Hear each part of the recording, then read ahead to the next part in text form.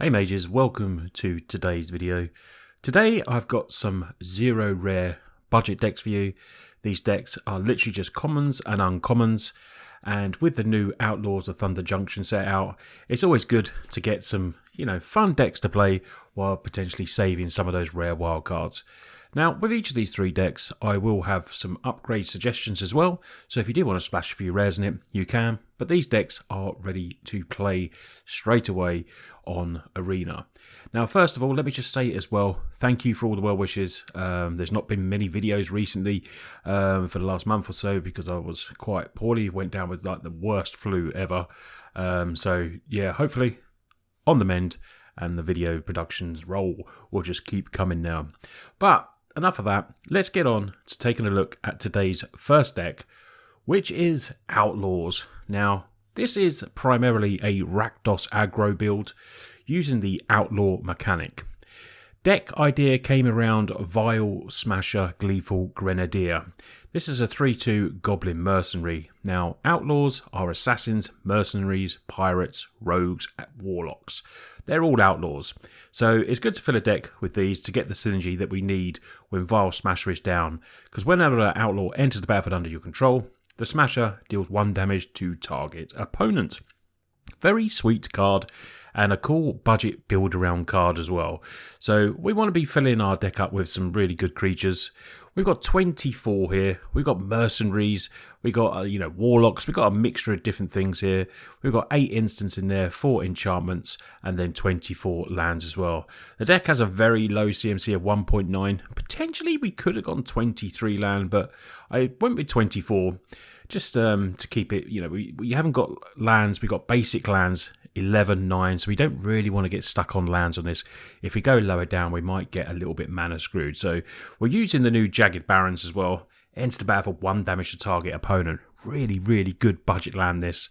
And as we will see in a deck, if you stay tuned, there is a desert-based deck as well with 0 rares. So Jagged Barrens and cards like that will be used.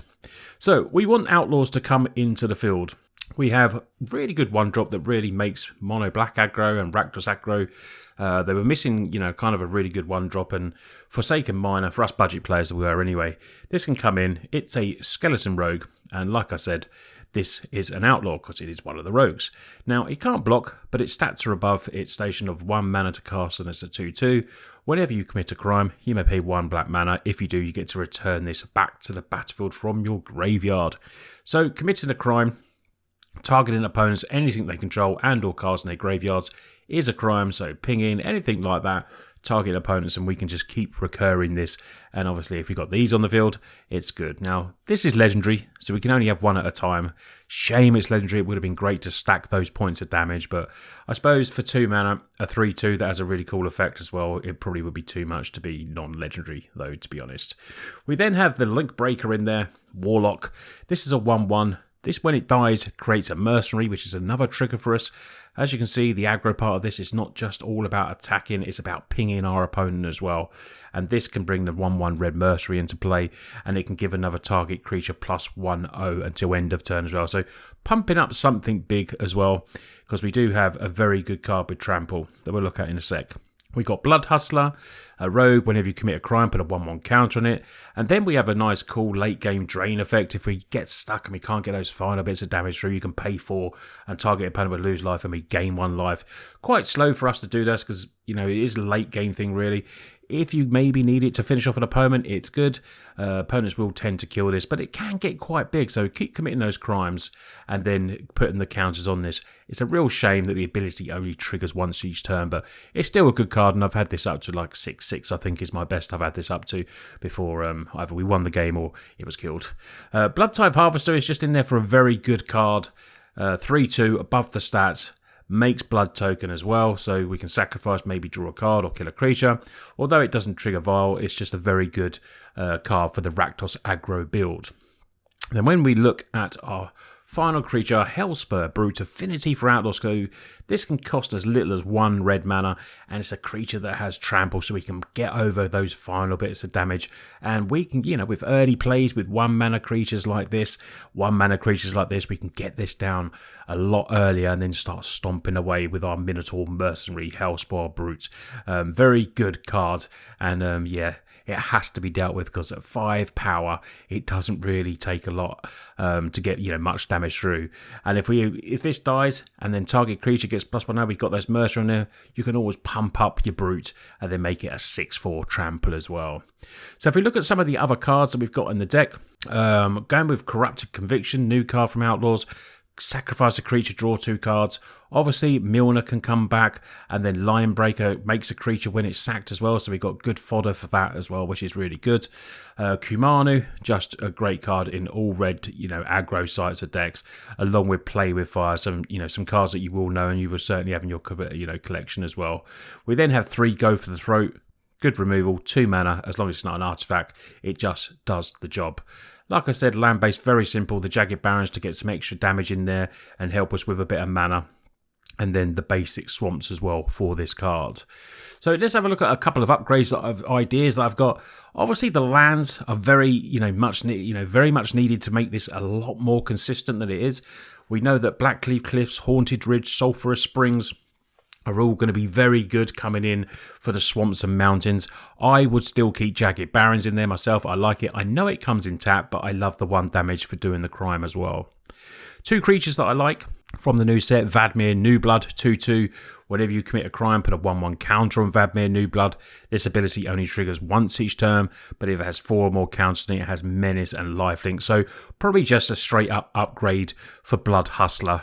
Even though it does have the drain effect, this is probably, just a better card. But you've got to think as well that Blood Hustler is non-legendary, which Vadmir is, so maybe you could put a couple in and a couple of Blood Hustler, but that's probably the straight swap for this one. And then Preacher of Schism, 2/4 Death Touch, trades with anything that's on the ground, attacks player most life, tie for most life, create 1/1 vampires, and although that doesn't trigger, it's just it's a very, very good card, I think, for this deck. I just think the card draw, making something out, and the ability to trade off.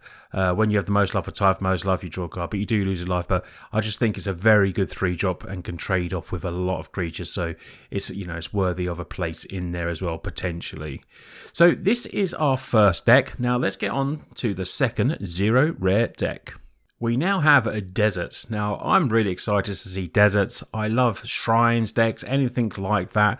Maze's End decks, I think decks that revolve around lands is very good. My favourite commander deck is Tachyova, which is obviously like a lands-based type of deck as well.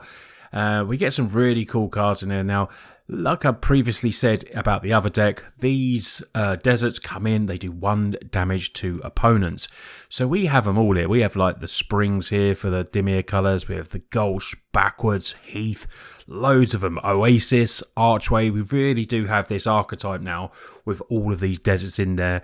This can return 1 to our hand, so we can replay it, and then it's tapping for 2 colourless mana. It's really, really good. The other desert we have is a single Sandstorm Verge that can make target creature not block us this turn if we want to get through with one of our big creatures. Now, big creatures that we have, Cactarantula, I said that right, I think. 6 mana, 1 less to cast to control if you control a desert. So comes in a little bit cheaper. It has reach, so we can stop against some of those big flying dragons that are flying around at the moment. And when this becomes a target of a spell or an ability the opponent controls, we get to draw a card. So there is a little bit of a bonus of that as well. We then have the Armadillo, reach again, Ward 3. What an uncommon this is. A 7/7 for 6 mana. Ward 3, brilliant. When it search your library for a basic land, so you can discard the Armadillo, search for a basic land card or desert, and then you gain 3 life as well. So against some aggro decks, sometimes you may have to do this. But we do have the recursion for discarding the card in the deck. Badlands Revival, return up to 1 target creature card graveyard to battlefield, so we can put it straight back onto the battlefield, and 1 target permanent card graveyard to your hand. So great recursion in there, so not worrying about discarding this to gain that little bit of life and get a desert card, and then later on, maybe next turn, putting it straight into play and returning something else that'd be needed as well. Other creature in the deck, Outcaster Greenblade. Searching for those desert lands is what we want to be doing. A great 3-drop for us. Gets +1/1 for each desert you control. I was thinking of maybe putting something in the deck to give this trample, because that's what I'm finding sometimes with this deck, that we might need a bit of trample, but it's still been winning the way it has, and it's been it's a really fun synergistic deck, this one. The last deck that we're going to look at is definitely the most consistent of all, but for me this is the most fun deck of them all, and getting wins with this just feels really, really good. Other creature in there, last one I'm going to talk about is Aftermath Analysis. Ends a battle for mill 3 cards. Like I said, we've got ways to get stuff back, and we can sacrifice it to return all land cards from your graveyard to the battlefield tapped. So if we do get those land cards coming in, and when we're milling all these, they're just going to come back and do damage, which would be really, really sweet, and it's such a cool move. We got slight bits of ramp here. Azusa's Many Journeys, play an additional land, gain 3 life, then turns into a 3/3 creature as well. So that is very good. We have Spelunking, enters the battlefield, draw a card, then you can put a land card in. We're not playing Caves, but we will be able to potentially put another one of our deserts in. Lands you control then enter the battlefield untapped. Great to have in your opening hand, Spelunking, because these obviously all come in tapped. We've got a lot of tapped lands, but if you've got the Spelunking on the field, they're going to come in untapped and ping away for that damage. I really enjoy this deck. It's such good synergy. I've put in new card, Intimidation Campaign. Enters the battlefield, each opponent loses a life, you gain 1 life, draw a card. We can commit crimes, obviously, with all our lands. Then we just return this and we can keep playing it, drain our opponent, drawing cards, have the mana ramping out a little bit, and we can, just do this. It's so good. We've had a card like this before, and the name escapes me, so maybe someone can put that in the comments what it was. We had a very similar card to this. And it just works synergistically very well with the deck. Last few cards to mention, we got removal, 4/4, Go for the Throat. We do need some removal in this.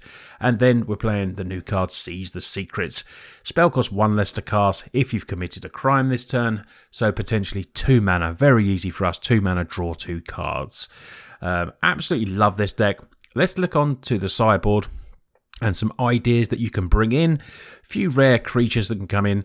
Free Strider Lookout. When you commit a crime, look at the top 5 cards. You may put a land card from them into the battlefield. Just a very, very good card. Now, the ones that you're probably looking at taking out potentially are the Greenblade. It does get very big and helps you search for that land, but like I said, sometimes it just doesn't get through. This is an added, obviously stays smaller, but you've got to do work to get the Greenblade up sometimes, and this is just a very good searching for a card, and then it's a 3/3, but the ability again only triggers once each turn. Then we have the Rattleworm.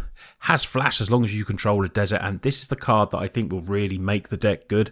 So maybe taking out the Greenblade for these, because we're quite heavy on the 3-drops. We haven't got any 4, so put this in there is my first definite option for you. 6/5 with Trample. Brilliant. Exile it from a graveyard, search your library for a desert card, tapped as well. So it has an ability afterwards, but we do have the recursion with Badlands, so we can get this back. But yeah, this is the first rare craft I would do, slapping 4 of these in the deck. Kellen, Investigate. We can play an additional land this turn just for 2 mana. Synergistically, I think that's good for the ramp and everything like that. When it attacks, it's a good 3/4 flying vigilance, so it helps us in the air, but we do have some creatures with obviously reach as well.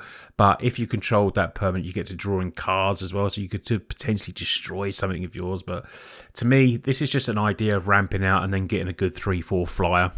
And then the last suggestion is a Bonnie Pool Clear Cutter, a 6/5 with reach. Ends the battlefield, create a bow, legendary blue Ox Totem, power and toughness equal to the number of lands we control. And obviously we're ramping out, we've got a lot of lands in the deck, and whenever you attack, draw a card, then you may put a land card. So for me, this is very good. I'd definitely go for this over Kellen first of all, but I just think Kellen for the 2 mana ramp is nice as well. But Rattleworm is definitely one that I want to put in there.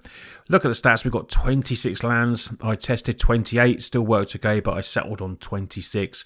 3.3 average. Just a really good fun deck, and yeah, when you give it a go, let me know what you think of it. So our last and final deck is a mono red Prowess. Very good deck. probably the most consistent out of all three, of course. It's a single colour. We're just playing 19 mountains, very easy and basic. This deck, we get to play with some new cards. We have a lot of the staples from the mono red deck that is very good, but we have a few new cards in there as well that we can add in and change this deck up a little bit. So the Prowess cards, Monstrous Swiftspear, that you all know about, very, very good. Great one drop, great to have in your hand straight away. We then have Dwarven Forge Chanter, another card with Prowess that has ward. The opponent has to pay 2 lives. So when you're playing an aggressive aggro deck, the 2 lives sometimes is quite important. 1/3, nice early stats as well, blocking stuff, and has Prowess as well. We then have Khemra Spellspear. We're not playing any blue, but we can transform this by paying the life. Trample Prowess, 2/2, really good. The trample important, and it can flip into Prowess, Ward 2, trample as well, because we can, like I say, pay the 3 and the life as well. So the other creature that we are going to be running is Cunning Coyote. When it enters the battlefield, another target creature you control gets +1/1 and haste. Now, obviously, Swiftspear has that, but the Dwarven doesn't, so we can put that with haste, and the Khemra doesn't as well, so we can go straight in attacking when a Coyote comes into play. So it's really good. You can use the plot as well for this, pay the 2, then play it later turn without paying its mana cost, which is, a nice trick we can do as well if we need to. But this is all about pumping up our creatures. Kumanu, triggering Prowess as well. Monstrous Rage, brilliant combat trick coming in +2/0, and then the +1/1 and trample token going onto it as well. You could do a lot of damage with this. You can win by turn 3 sometimes.